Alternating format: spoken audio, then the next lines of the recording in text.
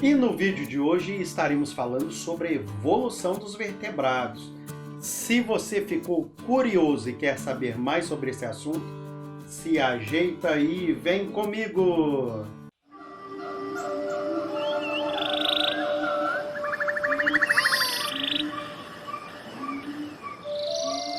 Seja bem-vindo ao canal Biologia e Tal. Eu me chamo Daniel Fernandes, sou fisioterapeuta e também professor de biologia. E no vídeo de hoje estaremos falando desde os ostracodermos até os anfíbios atuais. Se você gostou desse assunto, já deixa aí aquele like e assista esse vídeo até o fim, porque aqui neste canal sua bio é mais divertida e informativa. Bem, pessoal, e hoje daremos início às aulas sobre evolução dos vertebrados. E como essa matéria tem inúmeros detalhes que eu não quero deixar passar, porque pode ser cobrado de vocês, tá certo? Aí no Enem, por exemplo, eu vou dividir essa aula em algumas partes para ela não ficar muito extensa, combinado? Então vamos lá, né? Bem, nós vamos falar sobre a evolução dos vertebrados. Mas o que são os vertebrados? Você sabe? Bem, os vertebrados são todos os animais que possuem crânio, encéfalo e coluna vertebral. Aqui nós temos alguns exemplos de vertebrados. Mas eu gostaria de relembrar vocês uma coisa. Encéfalo não é cérebro. É mesmo, é? Tá? O encéfalo ele é formado pelo cérebro, pelo cerebelo e pelo tronco encefálico. Então, não confundam o encéfalo com o cérebro. Combinado? Bem, pessoal, e para falarmos dos primeiros vertebrados, nós temos que lembrar das aulas anteriores. Nas aulas anteriores, nós falamos de várias evidências da evolução, sendo elas anatômicas, as embriológicas, as bioquímicas e as paleontológicas, sendo que essas evidências paleontológicas são as principais para nós termos ali uma provável linha evolutiva, entenderam? Então, de acordo com essas evidências, nós temos essa provável sequência evolutiva. Então, nós teríamos os peixes que, através de uma linhagem, deram origem aos anfíbios, certo? Que uma linhagem deles também deu origem aos répteis, que deram origem tanto às aves quanto os mamíferos. Então, gente, isso daqui seria uma linha evolutiva muito simplificada, tá certo? Vamos entender desde lá o início, aqueles primeiros carinhas, nós vamos falar deles. Vamos lá. É o seguinte, acredita-se então que os primeiros vertebrados, tá? Eles vieram a partir de cordados invertebrados. E que eles tenham evoluído, dando origem aos ostracodermos.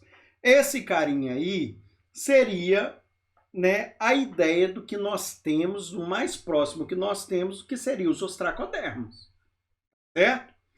E esses ostracodermos, nós tínhamos várias formas de ostracodermos, tá? Não era só uma, não. Olha aí a morfologia deles, a variedade que nós temos nessa imagem, tá? O que seriam, né, os supostos ostracodermos. Esses carinhas, de acordo com os fósseis encontrados, os registros e tal, eles teriam surgido provavelmente há cerca de 500 milhões de anos. Já começa aí pegando seu caderno e fazendo as anotações. Coloca aí 500 milhões de anos. Daqui a pouco você vai entender o porquê. Isso daí ocorreu no período ordoviciano da Era Paleozoica. Beleza?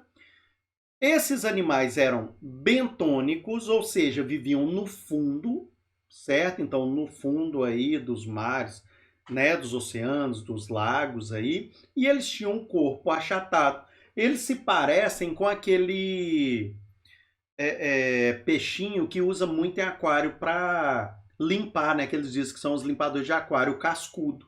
Você já viu o cascudo? Vou ver se eu encontro uma foto e deixo aqui para vocês verem. E eles têm certa semelhança, sim, esses ostracodermos, com o cascudo que nós temos atualmente. Vamos continuar que daqui a pouco eu vou te mostrar. Então, gente, provavelmente esses indivíduos se alimentavam por filtração. Eles eram pequenos, tá? Eles mediam assim, ó, no máximo, um pouco mais que essa régua aqui, ó, uns 33 centímetros.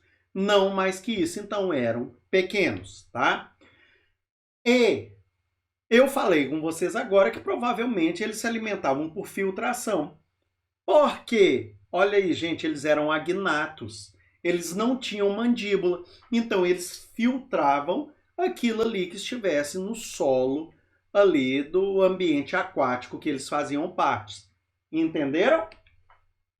E eles possuíam como defesa essas armaduras de placas ósseas. Olha aí. Então isso daí era a defesa que esses carinhas tinham, tá? E eles não possuíam nadadeiras peitorais e pélvicas aos pares. Então eles tinham nadadeiras, mas eram essas nadadeiras laterais, né? E às vezes só uma aí na região superior. E pronto, tá? E isso não era muito interessante. Daqui a pouco você vai entender. Olha só, a maioria desses carinhas foi extinto, mas duas linhagens deram origem aos ciclóstomos atuais. Agora eu estou me referindo à lampreia e às feiticeiras. E estou me referindo aos placodermos. Você já ouviu falar de um peixe que chama feiticeira? Vou apresentar para você. Olha só, nós temos aqui uma lampreia. Lembrando que, anota isso aí, tá? A lampreia é parasita. Ela se fixa ali nos peixes, gente, e vai comendo os peixes vivos. Tem imagens na internet, eu vou ver se eu encontro e deixo aqui agora, nesse momento, para vocês verem, de peixes com pedaços arrancados aí, feitos por essas lampreias. Olha só os dentes, que bicho horroroso, tá? E outra coisa, não sei se você sabe, mas a lampreia é um prato muito apreciado. Adivinha onde, gente? Adivinha? Lá para aqueles lados lá onde eles comem tudo enquanto há. Tem lugares na Terra que se mexer eles comem, né? Então, não vou falar nome não, tá? Vamos lá. E nós temos aqui um exemplar da feiticeira. Diferente da lampreia, a feiticeira não é parasita. Ela é detritívora. Ela vai comer cadáveres, então, que estejam aí no fundo do oceano. E ela tem uma característica muito interessante. Ela possui glândulas de muco e quando você encosta nela, quando algum predador ataca, gente, esse bicho produz uma quantidade de muco que vocês não acreditam. Tem vídeos aqui, né, para todo lado aí na internet, em que você vai ver as pessoas pegando esse bicho. Gente, mal encosta.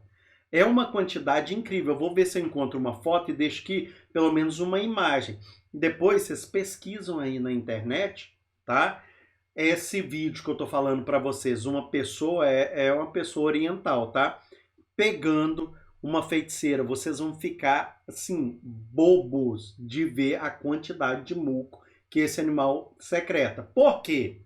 Quando ele é atacado, por exemplo, um tubarão vem atacar. Ela libera tanto muco que esse muco vai atrapalhar até na obtenção do oxigênio pelo tubarão. Vai pegar, vai ser tanto muco que um animal, o predador que bate a boca nela, já abre e vai embora. Não quer mais saber dela, entendeu? E, além dos ciclóstomos atuais, nós vamos ter, então, uma linhagem que deu origem aos próximos animaizinhos, que são os placodermos. Certo? E nós podemos perceber que esses placodermos possuem características bem diferentes dos ostracodermos. Calma que eu vou estar te mostrando tudo. Vamos lá. Os placodermos, gente, surgiram há cerca de 440 milhões de anos. Então, se nós falamos que os ostracodermos foi aproximadamente 500 milhões de anos, vamos arredondar tudo, né? Então, de 500 milhões de anos para 440, nós temos aí um salto de 60 milhões de anos, gente. Gente, é muito tempo, tá? Então, olha só, a gente pensa que evolução mostra que a linha evolutiva, vem peixinho, vem anfíbio, vem réptil, vem ave, vem mamífero.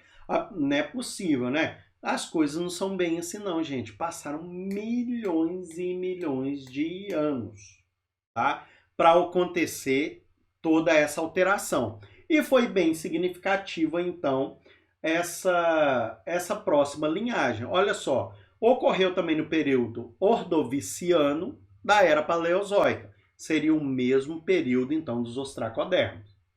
E eles apresentavam, gente, importantes adaptações evolutivas, sendo uma delas a mandíbula.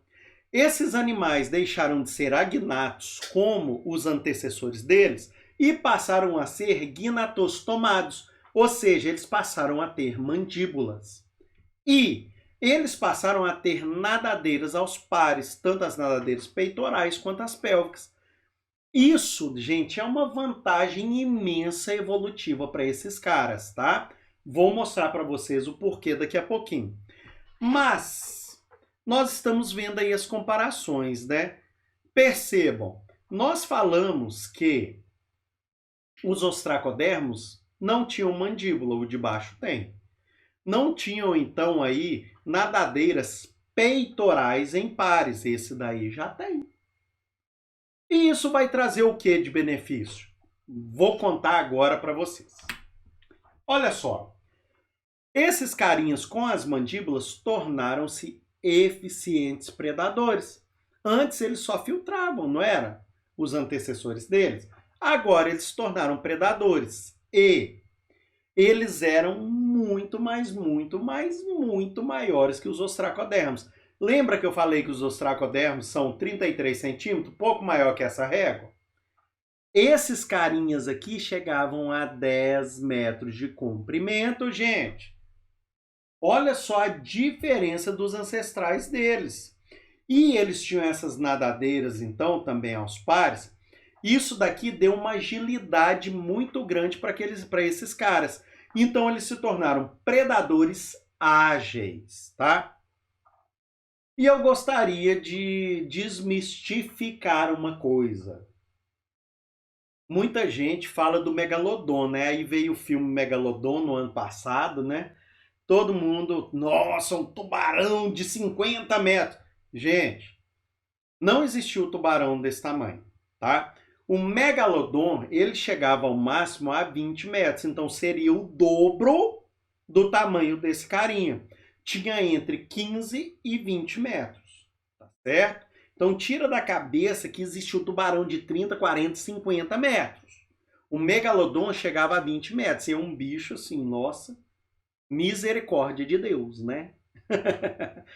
Agora imagina um bicho de 10 metros, imagina a boca desse cidadão aberta. Eu acho que daria para engolir um indivíduo facilmente. Não é verdade? Então, beleza. Vamos lá. Olha só, gente. Há 440 milhões de anos surgiram os placodermos. 10 milhões de anos depois, uma linhagem, aliás, duas, né? Linhagem deram origem aos peixes cartilaginosos, que são os condrictes, e aos peixes ósseos, que são os osteíctes. Tá? Então, esses peixes vieram, tá, de linhagens evolutivas desses placodermos. Então, nós temos aí um exemplo de peixe cartilaginoso, que seria um tubarão. Nós temos aí as raias também, né?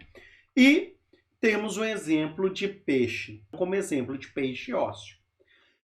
Então, eles teriam surgido a partir de linhagens evolutivas dos placodermos. Beleza? E vou te dar uma dica para você nunca mais esquecer quando se tratar de condricte e osteícte. Quando você fala de condricte, a primeira letrinha é C. Cartilaginoso, C também. Pronto, faz essa associação. Osteíctes, O de osso. E os peixes são ossos, não são? Então, O de osteícte e O de ossos. Nunca mais você vai esquecer condrictes e osteíctes. Não é verdade? É verdade. Quer dizer, às vezes não. Beleza? Deixa aí nos comentários se você já sabia dessa dica, beleza? Vamos lá. Então, pessoal, vamos falar agora dos osteíctes, tá? Os osteíctes, então, surgiram em aproximadamente 430 milhões de anos. E, passado um tempinho, 30 milhões de anos só, eles se diversificaram em dois grandes grupos, tá?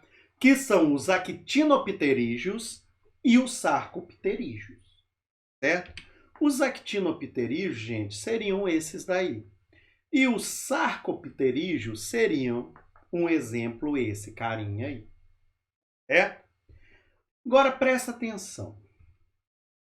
Os actinopterídeos, gente, eles têm algumas características singulares, que são o seguinte: nadadeiras radiais ou radiadas, que são dotadas de raios cartilaginosos de reforço, tá? O que seria isso? Vou mostrar. Esses actinopterídeos deram origem à maioria dos peixes ósseos que nós temos hoje. Pensa num peixe ósseo aí. Por exemplo, bagre. Peixe ósseo de água doce, não é? Então, veio do actinopterídeo. Pensa no outro aí. Pacu, também. Dourado, também. Tucunaré, também. Pronto, vírgula, etc. Ponto. Tá? Então, não vou falar mais não. Então, vieram dos actinopterídeos e tem essas características. Olha só. Aqui nós temos um registro fóssil de um actinopterídeo e aqui nós temos um peixe ósseo atual, tá? E aqui nessa imagem, eu quero mostrar para vocês as nadadeiras radiais. Então, são essas nadadeirazinhas, tá? Percebam que tem aí 4 ossinhos que fixam isso lá no peixe. Isso daí, então, são os raios de reforço que fixam aí. Então, também vocês podem ouvir o termo lepidotríqueos. Tranquilo? Anota esse termo horroroso aí, tá? Vamos falar agora dos sarcopterídeos. Primeiramente, eu gostaria de mostrar um fóssil de um sarcopterídeo para vocês. Perceba que a nadadeira dele, gente, é diferente. Você está percebendo isso? Parece até um bracinho dobrado. Vocês estão percebendo essa nadadeira dele aí anterior? Então, olha o tamanho desse bicho. Vamos lá. É o seguinte. Eles têm nadadeiras lobadas, que é completamente diferente da radial. Lembra ali agora da imagem que eu te mostrei, que é diferente, parece até um braço? Então, é a nadadeira carnosa e dotada de estruturas ósseas de sustentação. Beleza? É o seguinte. Essas nadadeiras permitiam os peixes, olha aí entre aspas, gente, caminhar ou rastejar no solo do fundo dos rios e lagos. Como também, gente, eles conseguiam sair de um lago e passar para outro. Então, eles conseguiam chegar até as margens, às vezes aí à procura de alimento. Então, aqui nós temos um desenho do que possivelmente seria um sarcopterídeo, tá certo? E aqui, para mostrar para vocês as estruturas ósseas que tem, então, nessa nadadeira lobada. Essa nadadeira lobada, gente, nós vamos ver que ela deu origem às patas dos posteriores que vão vir, tá certo? E é muito interessante, gente, que essa nadadeira lobada, inclusive existem peixes hoje com esse tipo de nadadeira. Tem um peixinho de aquário de água doce, é um compridinho, eu esqueci o nome dele agora, sumiu aqui. Ele utiliza, então, as nadadeiras lobadas dele para se locomover dentro do aquário, tá? E tem também alguns vídeos aí na internet mostrando os peixinhos, tá? Esses peixinhos também têm as nadadeiras lobadas e eles utilizam ela fora d'água. Eles conseguem sair e ficar um período ali na terra. É muito interessante. Eu vou ver se eu encontro uma imagem para colocar aqui enquanto eu estou falando aqui para vocês verem esse peixinho. Beleza? Então ainda existe hoje peixes com essas nadadeiras lobadas, tá? E outra coisa, olha só, gente. Esses carinhas também podiam realizar respiração aérea. Eles tiravam o oxigênio também do ar, como nós fazemos. Mas eles utilizavam a bexiga nadatória dele como pulmão rudimentar. E esse pulmão rudimentar também servia para o equilíbrio hidrostático desse carinha enquanto ele estava dentro da água, tá? Então, esse carinha aqui, ele estava, né, ali, digamos assim, à frente do seu tempo, porque o cara ia para dentro d'água, respirava, saía também respirava. Pô, que evolução, que adaptação. Então vamos lá, gente. E eu vou contar uma coisa para vocês. Vocês acreditam que foi encontrado vivo um selacanto? Um não, vários, tá? Em 1939, alguns pescadores no sudeste da África pescaram um peixe muito estranho, né? E essa notícia repercutiu e tal, e os cientistas foram atrás. Chegaram lá, o que eles encontram? Um sarcopterígio, um selacanto, que até aquele dia era considerado uma espécie extinta. Então, desde 1939, os selacantos não estão mais extintos, tá? E vocês podem ver que isso daí é uma foto atual. Ainda se encontra lá naqueles mares lá próximos à África, ainda existem os selacantos lá. Então, um fóssil vivo, gente. Olha que top, que maneiro. Olha aí o cara. Muito legal, né? Vamos lá. Então, agora nós vamos falar dos anfíbios. Então é o seguinte, gente. Provavelmente partiu uma linha evolutiva dos sarcopterídeos que deu origem aos labirintodontes. E isso aconteceu em 350 milhões de anos atrás. Então, vocês estão reparando? Nós temos primeiro 500 milhões de anos, depois 440 milhões de anos, depois 400 milhões de anos, é isso, né? 430, depois 400, agora 350 milhões de anos, nós temos mais uma linha evolutiva dando origem a outra espécie, que são os primeiros anfíbios, certo? Olha só, esses carinhas, tá? Possivelmente, de acordo com os registros fósseis, teria essa característica aí. Eles seriam dessa forma, parece um lagarto, né? Olha só, os labirintodontes, eles tinham um corpo alongado e mediam aproximadamente 70 centímetros, então não eram lá muito grandes, né? Eles eram semelhantes a um lagarto e o surgimento dessas patas desses carinhas, né, que foram os primeiros tetrápodes aí, ocorreram a partir de modificações daquelas nadadeiras lobadas que nós vimos anteriormente, certo? Então, olha só, naquelas nadadeiras lobadas, nós temos aí a clavícula, né? A escápula, o húmero, certo? Nós temos a una e o rádio e as falanges. Lá na pata desse carinha, nós temos a mesma estrutura. Lembra dos órgãos homólogos que eu falei na aula de evidências anatômicas? Se você não viu, vou deixar aqui um link para você ser redirecionado para lá e tá assistindo essa aula, tá? E depois você volta, combinado? Vamos lá.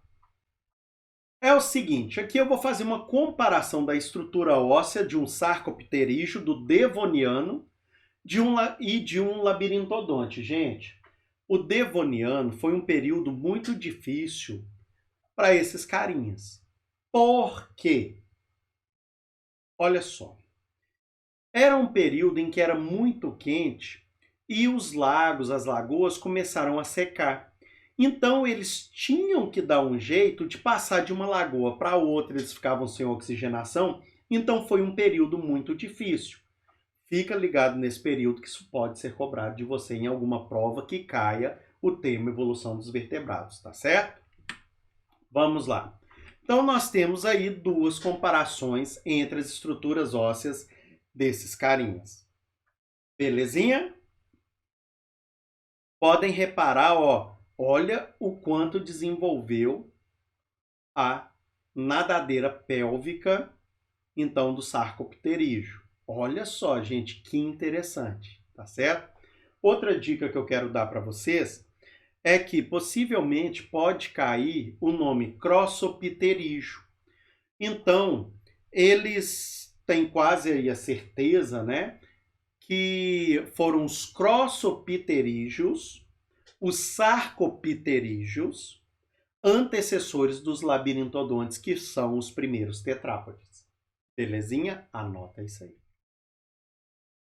Bem, é o seguinte, os anfíbios possuíam modificações muito importantes. Dentre elas, o desenvolvimento dos pulmões, só que na fase larval, esses carinhas ainda utilizam brânquias, tá? Por quê? Porque eles precisam da água para reproduzir e para desenvolver o embrião. Eles tiveram que adaptar o sistema respiratório deles e também o circulatório, né? Para realizarem respiração cutânea, que é realizada pela pele.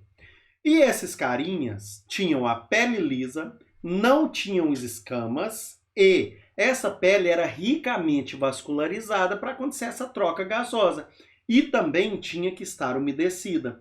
Eles tinham glândulas mucosas para produção de muco e manter, então, constantemente umedecida essa pele. Tranquilo? Olha só, isso daqui é muito importante, tá? Embora sejam considerados os primeiros vertebrados terrestres, os anfíbios não foram os conquistadores definitivos desse novo ambiente, ou seja, do ambiente terrestre. Por quê? Porque até hoje esses carinhas precisam do meio aquoso para reproduzir, como eu falei anteriormente, eles precisam de água para reproduzir, por quê? Fecundação externa e também para o desenvolvimento do embrião. Belezinha, gente? Olha só, se vocês tiverem alguma dúvida, deixa aqui nos comentários que eu vou estar respondendo todos vocês. Combinado? E outra dica, gente, eu tenho aqui na descrição desse vídeo um link que vai te direcionar para a minha sala de aula lá no Google Classroom, onde eu coloco várias listas de exercícios de fixação. Eu vou estar colocando também um exercício dessa matéria para você estar resolvendo lá. E quando você termina de resolver, você já tem sua nota, beleza? Então, te convido a ser meu aluno lá no Google Classroom, tá certo? Bem, pessoal, se vocês gostaram de verdade dessa aula, e mesmo se não gostaram também, deixa aquele like para ajudar, se inscrevam no canal e ative o sininho para estar recebendo todas as notificações. Toda semana eu dou continuidade das aulas. E já vou te dar um spoiler, semana que vem nós vamos começar a falar dos répteis, nós vamos começar a falar dos dinossauros. Cara, vai ser muito top essa aula, tá? Então não deixa de se inscrever. Obrigado a você que assistiu esse vídeo até o fim. Um grande abraço a todos, fiquem com Deus e até a próxima!